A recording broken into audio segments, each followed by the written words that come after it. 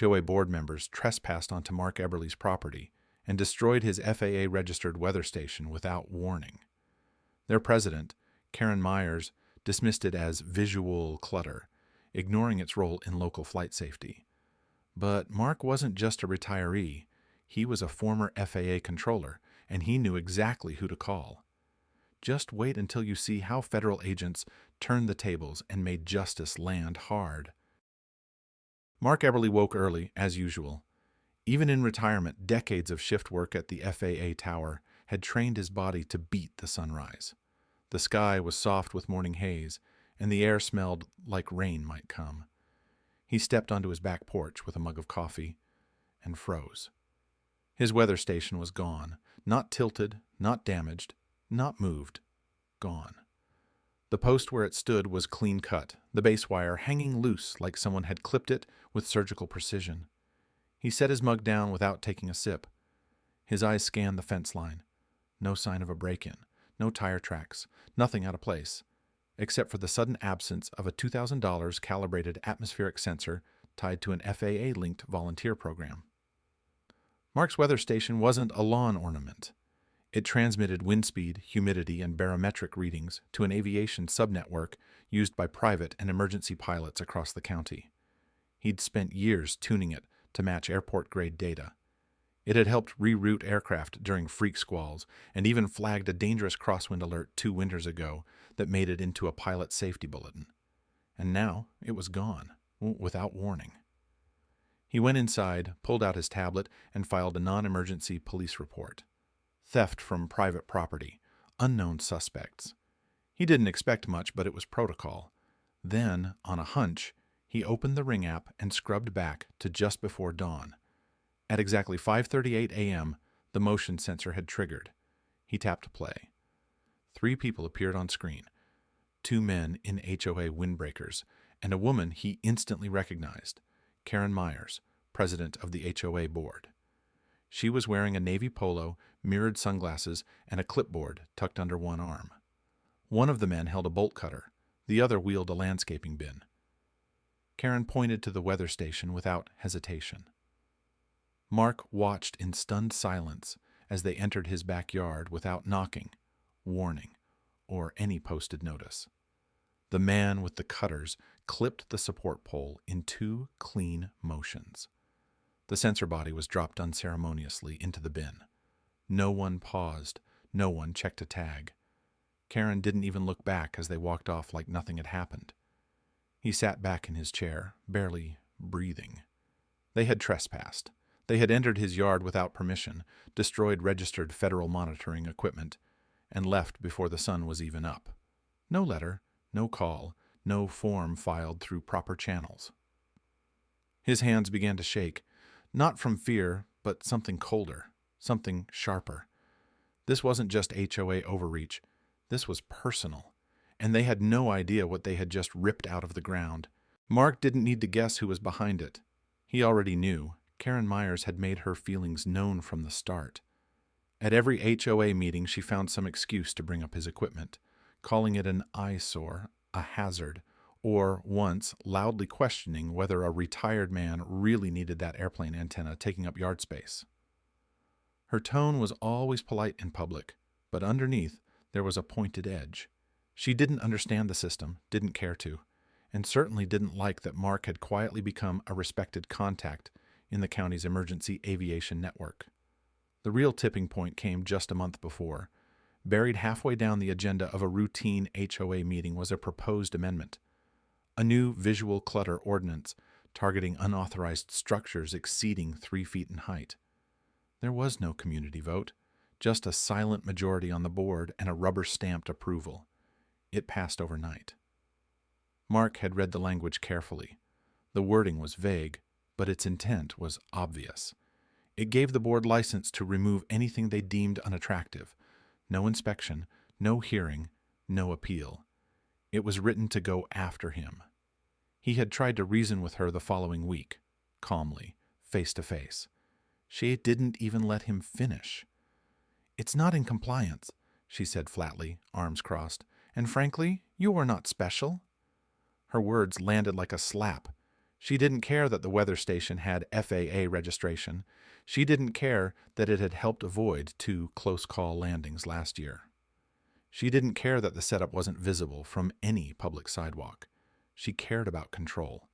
For Karen, this wasn't about safety. It wasn't about aesthetics. It was about proving she could silence anyone she saw as inconvenient. That night, Mark sat alone in his den. The lights were low. The silence was heavy. He opened the FAA volunteer dashboard, logged in with his long retired credentials, and attached the video files from his ring cam. He included timestamps, names, a full description of the removed equipment, and its registration ID.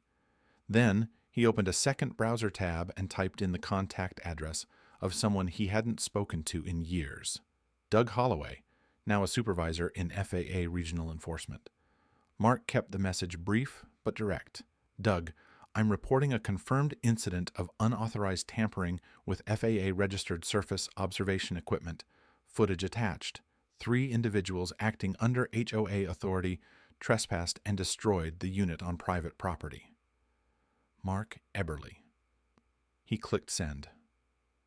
Karen may have thought she'd flexed her authority, but what she'd actually done, knowingly or not, was commit a violation under Federal Code, Title 14, CFR, Section 91.215. She hadn't just overstepped her HOA role, she had tampered with flight-critical infrastructure, and Mark wasn't about to let that slide. The response came faster than Mark ever imagined.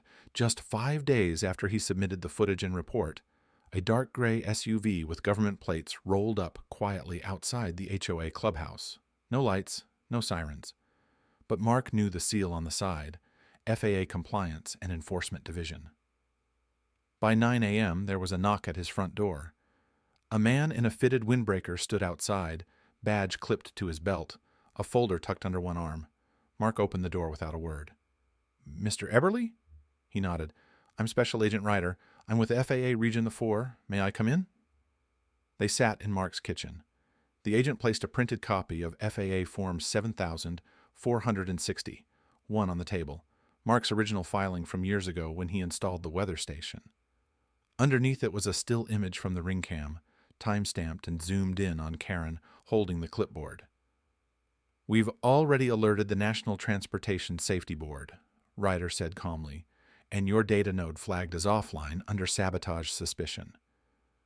That language doesn't get used lightly. Mark stayed silent, but his heart was pounding.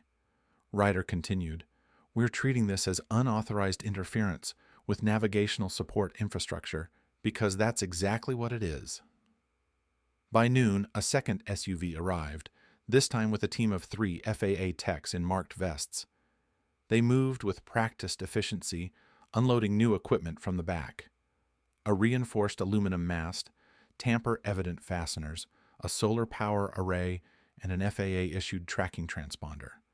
They weren't just reinstalling the station. They were hardening it. Mark watched from his back porch, arms folded, as the techs calibrated the sensors with surgical precision. He didn't speak, but inside, the frustration and betrayal from the past week coiled into something sharper. Resolve. Then, as if on cue, Karen Myers stormed out of her house. She crossed the street in sandals, voice already raised. "What is going on here? You can't just—" She stopped mid-sentence when one of the agents turned to face her. He was holding a white envelope in a gloved hand.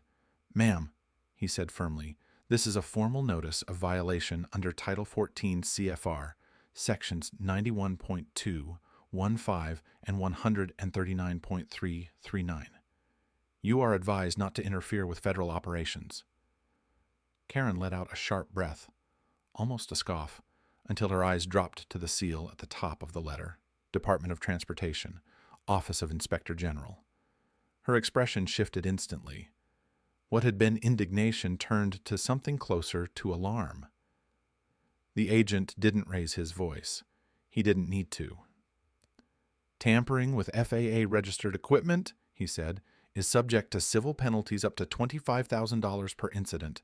Your board authorized at least 3 separate trespasses, each documented, each recorded, each actionable." Karen didn't speak again. She turned, silent now, and walked back across the street, slower than she'd come. Mark stayed still, his jaw tight, watching as the agents finished their work. No fanfare, no speeches, just quiet, federal precision. For once, he didn't have to fight back alone. The weight of authority had shifted, and Karen had finally learned what happened when someone tried to treat aviation infrastructure like garden junk. The fallout came swiftly and publicly. Within 72 hours of the FAA team completing the reinstallation, a formal bulletin was issued through their regional office. Unauthorized removal of federally registered aviation equipment by non-qualified parties in a residential community has been documented and resolved. Community interference with federal safety systems remains a serious violation under U.S. aviation law. The wording was professional, but the message was clear. By the end of the week, an emergency HOA meeting was called, not by Karen, but by the remaining board members. Residents had questions. Local media had picked up the FAA bulletin, and when the footage of Karen leading the removal circulated, the pressure was immediate. She stepped down that same night. No formal statement, no apology, just a motion, a vote, and her name struck from the board roster. Meanwhile, Mark received a different kind of call, this time from the city council. They invited him to speak at the next public session, hoping he could explain how and why his modest-looking weather system had become a key part of the region's early warning structure for small craft aviation. He accepted without hesitation. When he arrived at the council chamber, he wore a tie and carried his FAA credentials, just like old times. The mayor greeted him at the door with a firm handshake. "Mark," he said, "thank you for keeping our skies a little safer." There was no need for applause, no camera crews, just quiet acknowledgement from those who understood what had been at stake. A week later, a new plaque was installed at the base of his station, funded in part by a local aviation safety grant. This device supports real-time flight safety for FAA and emergency services. Tampering is a federal offense. Federal protection enforced. Mark didn't celebrate. He didn't gloat. He didn't call attention to himself at the HOA newsletter or on social media. Instead, he stepped out into his yard one crisp morning, adjusted the wind vane with practiced care, and tapped the side of the console to check for signal latency. Then, as if on cue, a commuter jet passed overhead, climbing into the cloud line, its engines a low hum across the morning sky. Mark watched it for a moment, eyes steady. Then he turned, went back inside, and poured himself a fresh cup of coffee. Justice hadn't come loudly, but it had come completely.